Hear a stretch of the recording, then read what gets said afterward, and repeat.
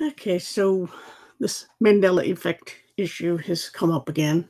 So I decided to do something, a little reminder, refresher, whatever. Again, you can see in the description there that I've already done touched on it a little bit. I don't intend to ever just do a thorough point by point video about it, but as I said, there's a link to an earlier video where I talked about it as part of something else. But what I've got here on the screen is this centered on the reason I have matrix in the title is because it's centered on a question that I saw somewhere that, why does the Bible have the word matrix in it, especially in the Old Testament? I think that's the only place it's used in an English translation. And of course, when we're talking about Mandela, we're always almost exclusively, as far as I know, talking about the King James. And if you do a search, you will find 5 instances, and they're both are all in 2 books, Exodus and Numbers. And you can see that it's always as part of a phrase, not, can find minor differences, but always part of a phrase, all that opens the matrix, all that opens the matrix. And it's talking about birthing, obviously, from the context. Now, some people will take the phrase opens the matrix and run with it like, opening in some kind of mystical portal, but you can't get that from the Bible. You can, and here again, it goes back to what I've always said about how you approach the Bible in the first place will determine whether you can even have a conversation about it with anyone. Because if it's allegorized or turned into a code book, you're pretty much wasting your time because it's just throwing opinions around with no objective basis for coming to one decision or another other than one's personal preference. So what I decided to do is I found, yes, there's these instances in the King James. So I went to the Hebrew interlinear, which I also have a link to in the description. And we can see both words used for the same Hebrew word in one chapter. And that is Exodus 13. And the first verse is verse 2. And it has this same word in each case. One is womb. Here we have rechem, or however you pronounce that, from Hebrew Strong's reference 7355. It says to compare Hebrews 7356. So they're very closely related, obviously, the root words, but they're both the same 7358. So we have 13:2 has womb, and then we go down to verse 12, and we look for womb again, only we find matrix, and it's the same 7358. So in both cases, though, in all cases, whether it's womb or matrix, it refers to the same thing. So to define our terms, a matrix is any environment, framework, or situation where something else originates. So a womb is a type of matrix. Okay, matrix is a more general term. It's just like the word science. People like to go again to the King James and say science so falsely called, when it isn't science as we mean it today. It's as it was meant when it was written, which is knowledge in general. Okay, so we can't, it's a fallacy of chronology. I forget the exact name right off the top of my head. Anachronistic fallacy, I think it is, where you take the modern, more specific meaning of science, for example, and port it back 400 years earlier when it just meant general knowledge. And so that's why modern versions render it knowledge, because that's what it means. That's the general term. So it is with this word matrix, and even in the Old Testament here, at least in the Hebrew text we're working with, it has both womb and matrix being rendered from the same Hebrew word. But the meaning is inescapable. It's talking about wombs giving birth as a specific kind of a matrix, okay, to use the dictionary meaning of matrix. But that's where we got our word matrix. Even in the Greek, I think it's from the matrix kind of base, where it used to refer to or translated as womb, but not exclusively. So we have to be careful not to read too much into things and read them in its wrong time. Now, the Mandela effect itself is the belief that false memories, or whether they're false or not is the question, but memories that differ from any kind of evidence are the result of changes to past events in some people's memories, but not all, because people don't always agree about whether, for example, Nelson Mandela died. The term was first used, used his name. That's why they used his name to this effect. It was first used in 2010 to describe the possible false memory of Nelson Mandela dying in the 1980s. It seems that people said, wait, I thought he already died. And so they gave that as the first example of people going, maybe there's different timelines. Maybe, that was the first application of the Mandela effect, was that there are different timelines for each person. Each one has their own timeline, not just different memories, but different actual histories. And now it has kind of morphed into, I don't say morphed or changed into, but maybe led into the idea that these changes are being caused by CERN. The problem is the effect predated the facility. The Mandela effect was around before anybody knew about CERN, at least, and before anybody knew it had been fired up. I can at least say that. So that's a very weak argument, in my opinion, that somehow CERN is the magical engine of Mandela. So we've defined our terms, what a matrix is, what the Mandela effect is. But for example, used in the movie The Matrix, why did they choose that name? Nobody seems to ask where they got the word matrix. Why did they choose matrix to call it that movie? To give that name. And if you wanted to portray a certain idea of birthing or framework, you would use the word matrix. It's techie sounding. It's not very commonly used as its ancient meaning. And most people wouldn't recognize that it came from the Bible. So that's why they probably picked it. I can't say for sure. I haven't asked them, and I don't know if they'd tell me the truth. But the thing is that it is a term that you don't normally hear when reading the Bible, or people don't remember it because, let's face it, it means womb in those passages in the context. So the thing is that with that same logic, that some people, not all who believe in Mandela effect, but some, by the same logic that matrix was, a new word that was changed in everybody's Bible on their shelf to matrix instead of womb, but only in 5 places. By that same logic, you can claim that the word Anakin, which is in the Bible, is also a Mandela created word, since it was used in Star Wars as Anakin. They just changed the last letter from M to N, but that's obviously where they got it. I mean, where else would you get the name Anakin? You get it from the Bible, Anakim, which is the plural of the children of Anak, who were giants. You could also say that Star Wars invented the word Endor, the forest moon of Endor, but that comes from the Bible too. It's where, the witch of Endor, the witch at Endor, where King Saul went to consult a medium because God had stopped talking to him because he was bad. And so where else would George Lucas or, whoever have gone to get some of these names? It seems more than a coincidence to me by the evidence that Lucas went to the Bible for both Anakin and Endor, because they have always been in the Bible, those words. And nobody disputes that. So, but the thing is, the logic used to say that matrix shouldn't be there could also be used for Endor and Anakin. So to say that only one of those is Mandela effect, again, seems like a weak argument to me. And it seems nothing but pure speculation to say that the powers that be have this power through CERN or whatever to change all the old Bibles on people's shelves, but only some people's memories, because it isn't universal. Everyone doesn't say the Bible never had the word matrix in it.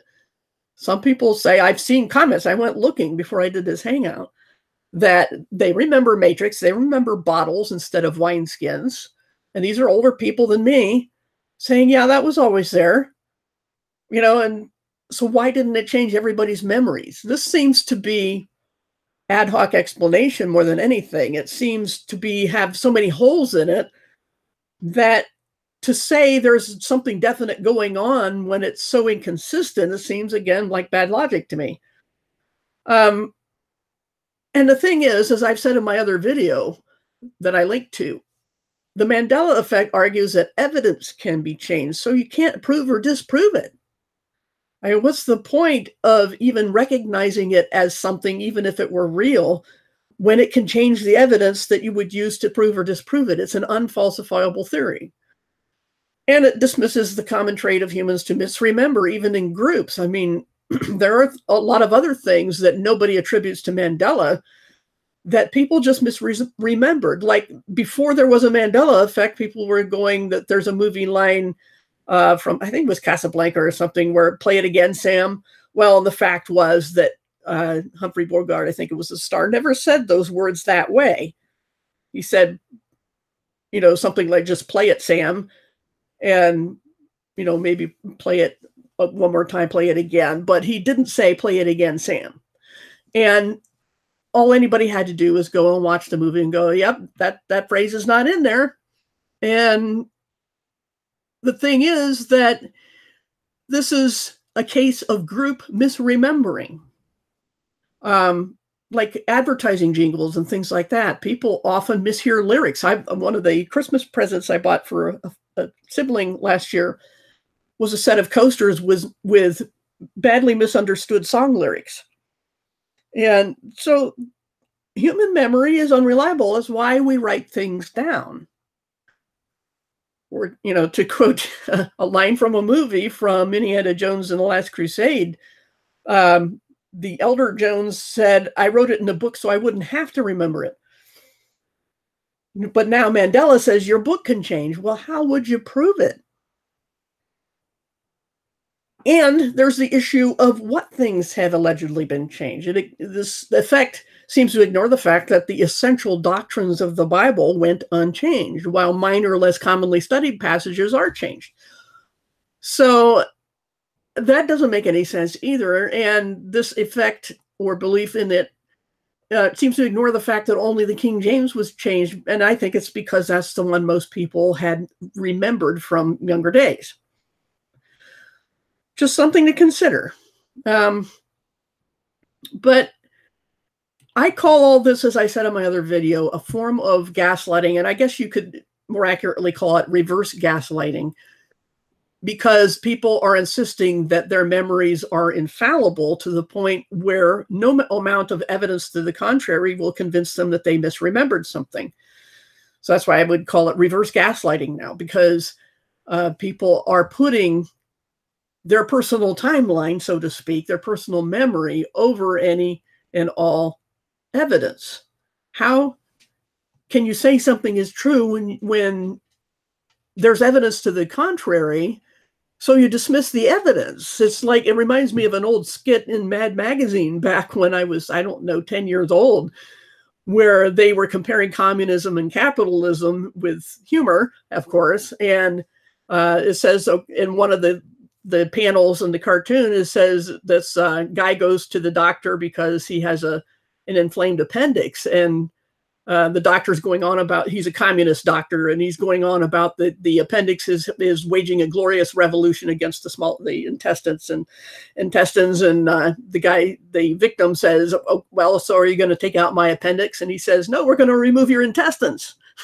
That's the communist idea, is you remove the big thing and keep the rebellious thing. That was just how they portrayed it. And it seems that this same kind of an idea is going on with the Mandela effect, because this is, or like I said, reverse gaslighting, where you say, no, my memory cannot be wrong, therefore evidence takes a back seat.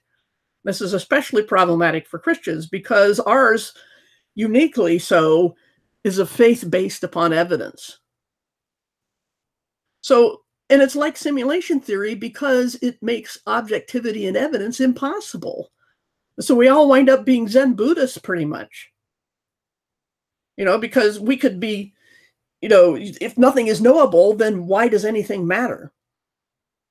And a lot of people, martyrs from the present on back through Christian history, have died for no reason, because truth doesn't matter. There is no fact. So we could also become New Agers who believe that karma and reincarnation were originally in the Bible. Why not? Why can't you say anything and everything could have originally been in the Bible? Forget evidence, because there hasn't been any. I think they gave up on that. People who want to attack the Bible have finally given up because their evidence doesn't hold up. Just like in my earlier video that I did recently about Jesus being real. The evidence doesn't support the critics of the Bible. It never has. And so I think they're starting using this Mandela effect to give up on that and turn instead to saying, your memories are unreliable, your written words are unreliable, and we will just spoon feed you the truth. It's leading people who think they're awake behind this Pied Piper Mandela effect to the point where nothing is knowable and they will just believe whatever feels right. Okay? That's all I can see this leading to. So, of course, this effect is hardly about the Bible either. It began as a secular issue, Mandela after all, and it continues as a secular issue. But again, even with the secular issues, the alleged changes are trivial, okay, such as advertising slogans and TV show titles and movie scenes. So why not change the outcome of past elections or the laws of the land or the outcomes of revolutions? Why not change those things? Or why not change Hitler to Hister so that Nostradamus can look better? He had that word Hister in his so-called prophecies, and people say, oh, that was real close to Hitler. Well, real close doesn't fly with me when it comes to prophecy, but the thing is, with Mandela, if it were a real thing, you would go after those things, the big things, and not these trivial little things that are so highly disputable. The bottom line for me on all this is that it's an attack upon reason, evidence, and logic. There's no way to test the theory objectively, and most importantly, it's not a salvation issue, but it can become one if you believe in this, because if you believe in the Mandela effect, you can't really trust anyone or anything, including whether Jesus rose from the dead. That's the only reason I'm giving it any time. I mean, there are sincere people, lots of them, who can catalog and have cataloged. There's websites and videos cataloging things that have changed. Okay, like, for example, I personally remember, and it makes perfect sense in the original movie, one of the James Bond movies, I can't remember the name, where they had this guy Jaws that had these metal teeth. And in the end, he falls in love with a girl who's, as they close in on her face, she smiles and she's got braces. So she looks like she has metal teeth too. Well, in any copies anybody can find right now, she has no braces on. Well, that doesn't make any sense, because the whole point of her smiling and them falling in love was because she had metal teeth. So just because I can't explain why nobody has a copy of her with braces on doesn't mean there's a Mandela effect, because of all the other things I've been talking about.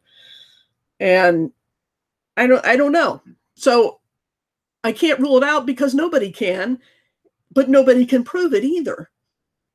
And the implications are the important thing here for Christians, especially because it's getting you to question the Bible. Since attacking the Bible on the basis of evidence and documents and testimonies hasn't been working, the usual way you investigate something, that's not working. So they've turned to messing with your head, which is, like I said, gaslighting.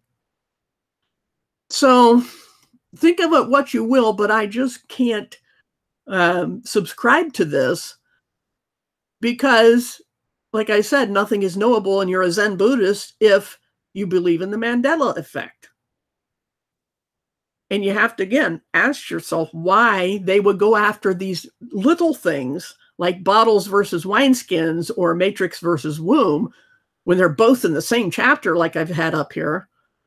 Why go after those things instead of the big things like Jesus rising from the dead or the outcome of revolutions in the past? I mean, we know they've lied about things, but the reason we know is because we believe in evidence, and we can go look up things that contradict the official party line. But with Mandela, you can't do that. They will convince you that evidence is worthless because it testifies against them, being the powers that be, because they haven't been able to defeat the Bible, as the phrase goes, that the Christian faith or the church or the Bible, depending on whose quotation you believe, has been an anvil that has worn out many hammers, as the expression goes. And whether that was an actual statement made to some king sometime who was thinking about wiping out the Bible is beside the point. The point is that's what it's been. People have attacked only the Bible this relentlessly for this long. And it's not done to this degree to any other religion or sacred writing, except possibly by Christians who are counterattacking. But nobody attacks, even if, no matter what crazy idea you express, whether it's a belief in Thor or that Star Wars is a real religion, is based on real religions. They're anti-Christian, of course, but the point is that the Bible is singled out, especially Bible literalism is singled out as the great enemy of everything else when people claim to be tolerant of all ideas. They are certainly not tolerant of Bible literalism or anyone who espouses it. And this Mandela effect is just one fairly recent attack on it because, as I've said, attacks by reason and logic and evidence and testimony have failed, pitifully failed. And so now they have to turn to this gaslighting technique. So regardless of what you may think is evidence, the problem is your evidence can change from 1 minute to the next.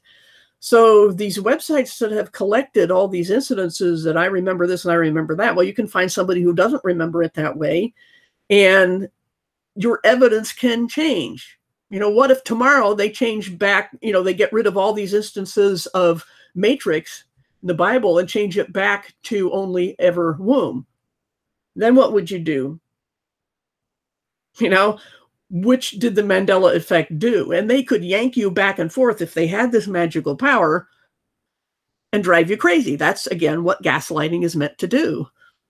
So I just see an incompatibility with the Mandela effect and its companion simulation theory, and any sort of appeal to evidence or reason or logic and whether those things matter. And then we can take all the people up to the present time who have ever died for something they believe to be true, especially Christians, as waste. Why stand on any opinions at all? Why stand on your personal convictions? And especially why die for them or suffer for them if Mandela effect is true or simulation theory is true? It renders everything meaningless, which again is the purpose of the whole Big Bang Theory and evolution, is to make you feel meaningless and devalue your life and your soul especially. So the only reason to take Mandela and simulation theory seriously is because of the implications of those things and what they do to the basis of any kind of truth, Bible or otherwise. Truth, I've always said, is objective and doesn't depend on whether anybody believes it, whereas the popular idea is that truth is personal and subjective. It's basically, as I said, solipsism. You can look that up. I've been talking about that for at least a year or so. But that's just all I really have else to say about Mandela and simulation, which again should be considered together, because how could you do Mandela without simulation unless you believe there's magical things going on at CERN? The only things that they're doing, I mean, they've got Shiva there as a statue in front of CERN, and they do all these weird rituals and stuff. Certainly this is satanic in, whatever form, but they're trying, in my opinion, to open the abyss and release the fallen angels. They won't succeed until the key is given, as is described in Revelation, about the middle of the book, about the middle of the time period, where the angel is given a key to the abyss and these bad things come out of it. And they have a king over them called Apollyon, which is Satan. So I think they're trying to open the abyss. But you always have to have a cover story. But the thing is, what I don't think CERN is doing, and nothing in their documentation that I've seen can support, is that they're doing the Mandela effect. I just don't see that any evidence of that. Just like I don't see evidence that the Council of Nicaea decided what was in the Bible. It was strictly a debate, as I've done videos on this. It's strictly a debate between bishops who were On one side, they were basically trying to deal with squabbling over whether Jesus was divine. That was the whole purpose. Constantine wanted order in his kingdom, so he convened this council to settle the issue, and he didn't care which way it went. He just wanted them to agree, and even then, it really didn't hold for long. If you look at the history afterwards, and Arius, who argued that Jesus was not divine, was first excommunicated, and then eventually weaved his way back in, and all sorts of intrigue and going back and forth happened after that. But the point is that neither Constantine the First nor the Council of Nicaea had anything to do with anything except settling a debate on the divinity of Christ. So this again could eventually become a Mandela false memory. People just take bits and pieces of things and run with them, and your brain can fill in the gaps. I mean, that's just how brains are. That's why we write things down, and why we appeal to objective evidence, and why the powers that be, if they're doing anything, are gaslighting us with Mandela and simulation theory. So let me take a quick look at the chat. Let's see, Rupert Sheldrake, Morphic Fields. I've read that too, about memories being stored in multiple places, and I totally believe that. Memories are stored in different places in the brain, but I also know that when one of the pieces, one of the spots of a memory is missing, the brain can fill it back in, but it doesn't always do so accurately. And especially things you remember as a child. I remember once with a full visualized memory of when I was very, very young in our first house, of my siblings tossing our cat over the balcony to see if it would really land on 4 feet. And I can see it just as plain as day as any other memory. But I came, as I got older, to realize that couldn't have been my memory because I was not born yet. And they did this before then. And so what I pieced together was that my siblings told me about this incident. And as they told me, young as I was visualizing it. And that became, to me, no different than an actual memory of mine. So brains are not as reliable as writings when it comes to past events. I mean, yes, you can go to the other extreme and truly gaslight somebody and say, no, you don't remember this right. That's what the movie Gaslighting was about. Is your memories were accurate, but the victim was convinced that they weren't. But this Mandela is the other extreme, the reverse gaslighting, and it's no more good for you or accurate or factual than gaslighting itself, the regular kind. So what Mandela is saying, again, is that printed books hundreds of years old are being changed on people's shelves. That's really a stretch, but that's what they believe. And hi to everybody. Let's see, we got Daniel Riza, Exegesis, interesting name, Ryan Q. Vincent, Lev Kung Fu Shaolin, Mark Bailey, Lady Onyx, and I think that's everybody. Anyway, yeah, I'm not calling anybody, just, nothing in chat just popped into my head. I'm not calling anybody who believes in Mandela or simulation theory a liar, because in order to be a liar, you have to know something is true and say the opposite. Hey, Arwin. What I do believe, though, is that people often spread around information that is not factual. How it got started may be perfectly innocent, like I said, misheard lyrics of songs. But as far as the Mandela effect in the conspiracy community and its companion simulation theory, I believe these all do tie into Zen Buddhist type religious thought and the cosmic egg and all that sort of thing, which you can learn more about at Truth is Stranger Than Fiction channel, especially the 2-hour documentary Ethereum.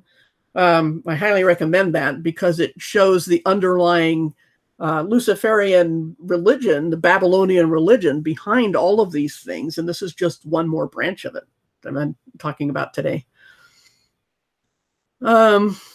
Extra dimensional time editing. Yeah, but that's an impossible thing to prove. Because, like I said, if the evidence itself can change, then you've got no way to prove or disprove anything because nothing's objective. When everything is subjective, then nothing is knowable. And like I said, you're a Zen Buddhist. So whether Zen Buddhism is right is another question. It's a self-defeating logical conundrum, because the phrase "nothing is knowable" is claiming to know something. It's like the phrase "there are no absolutes." Well, is that an absolute statement? It is technically.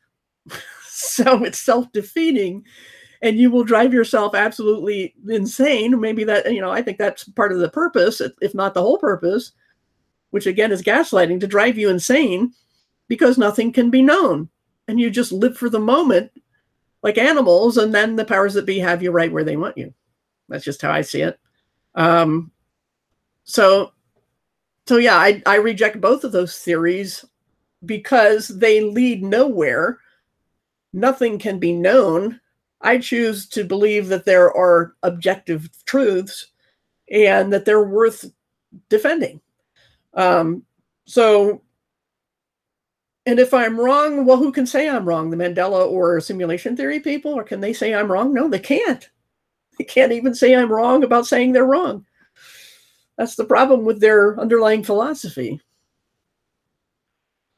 So, and also the matter of proof is also the conundrum between naturalism and supernaturalism.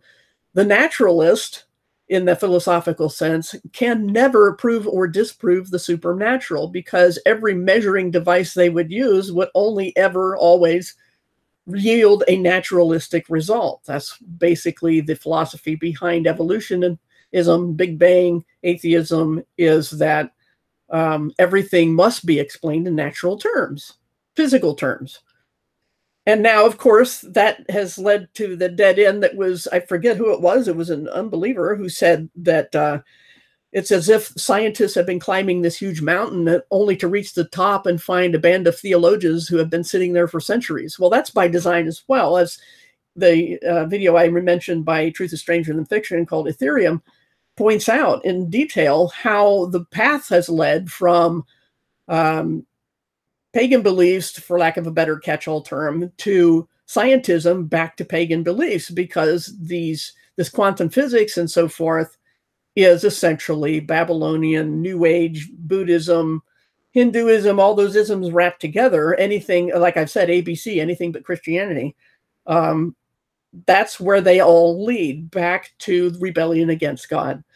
And I can't go there, and I wouldn't recommend a Christian go there, even though such luminaries as Chuck Missler were deep into simulation theory. But I don't think he thought through the implications of that. I just don't see how those two ideas can be held at the same time, either whether it's Mandela or simulation, and knowing objective truths like Jesus rose from the dead. Our faith depends on a fact of history that is verifiable, and we have the four Gospels as witnesses. And that's why an unbeliever named Simon Greenleaf, that I mentioned many times before, wrote a thing called Testimony of the Evangelist, where he applied his legal methods to cross-examine the quality of the witnesses of the four gospel writers and found them credible witnesses. And he became a Christian as a result.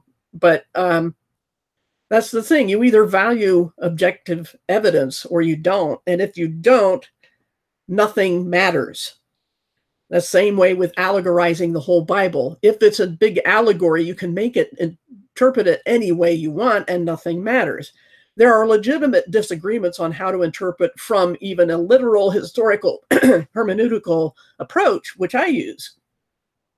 But that's just human frailty. That's not undercutting the entire basis of being able to know anything. I mean, allegorization, Mandela, and simulation theory all stem from the same root, which is nothing is knowable.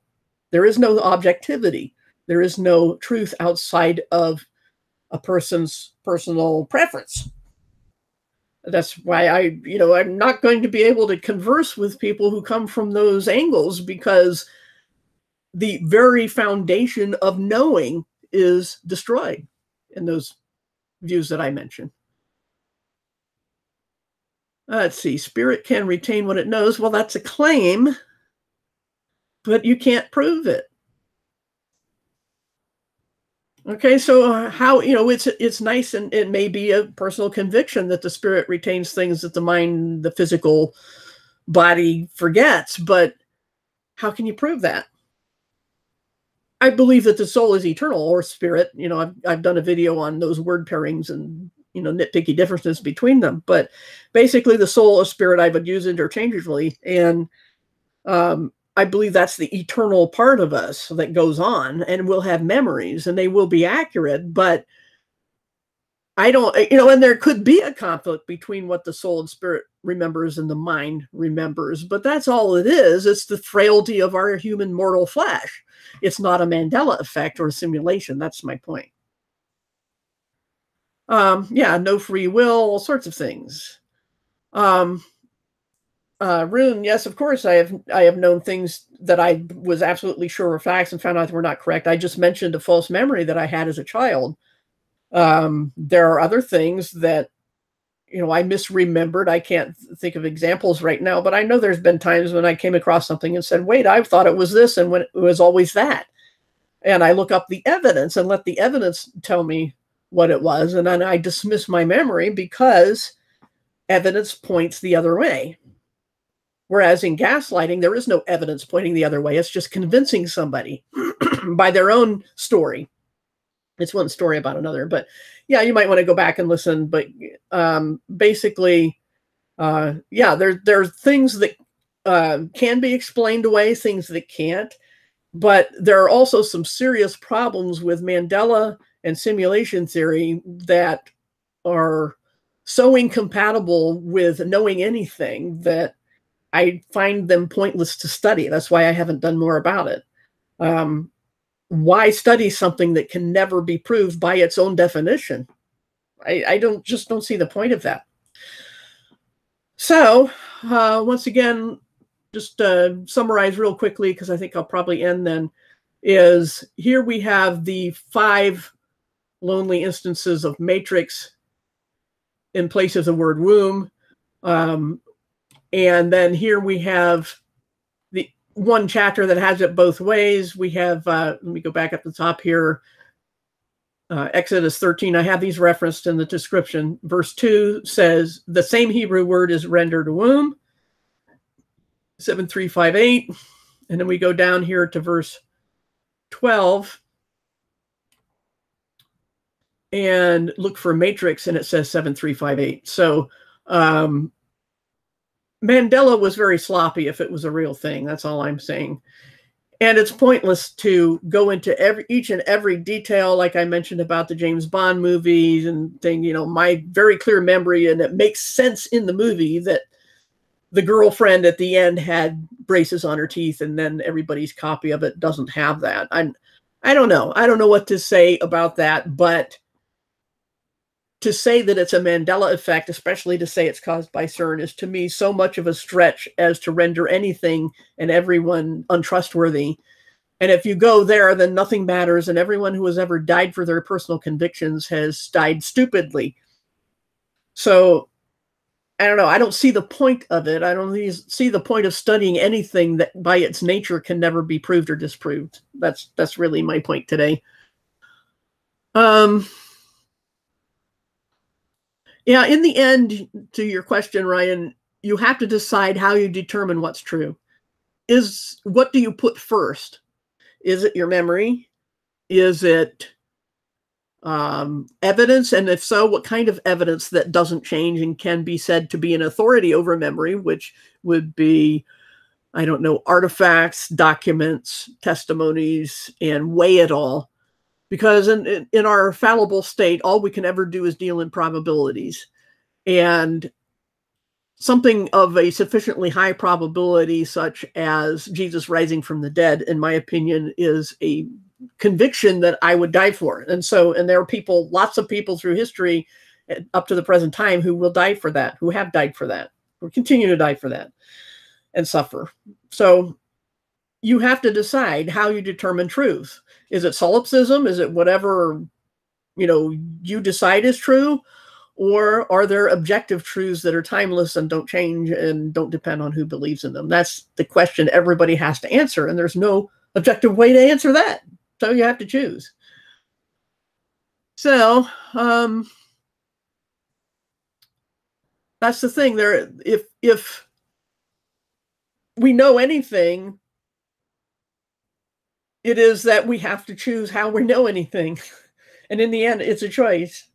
Um, but here again, I think the thing that would cause the least amount of subjectivity would be that evidence matters, that physical evidence, whether in the form of writing or artifacts, matters and is unchanging. And then the only question is how we interpret those things. That's been the debate between evolution and creation, is the interpretation. I mean, they all have the same fossils to look at, but they interpret them differently because of philosophical biases or foundations or convictions.